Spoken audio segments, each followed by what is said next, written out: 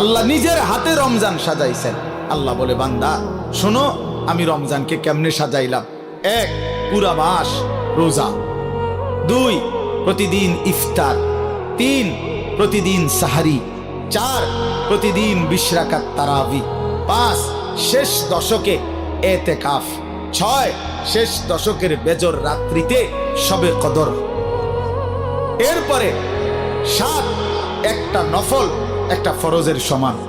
8, একটা ফরজ 70টা ফরজের সমান। 9, প্রথম দশক রহমত। 10, মাঝখানের দশক মাগফিরাত। 11, শেষ দশক জাহান্নাম থেকে মুক্তি। আল্লাহ বলেন, জান্নাতের দরজা খুলে দিলাম, জাহান্নামের দরজা বন্ধ করে দিলাম, সমস্ত শয়তানগুলোকে শেকলে বন্দী করে দিলাম, চারিদিক দিয়া গোলাইয়া সব গুছাইয়া বান্দা রাস্তা কেবল একটাই খোলা, দরজা কেবল একটাই খোলা। পুরা রমজান রাতে আসো, দিনে আসো, দুপুরে আসো, শুধু আমার গোলামি করবা, গুনাহ ছেড়ে দিবা, আর একটা দরজা দিয়েই সবাই ঢুকবা। শুধুই জান্নাত, শুধুই জান্নাত, শুধুই জান্নাত, শুধুই জান্নাত।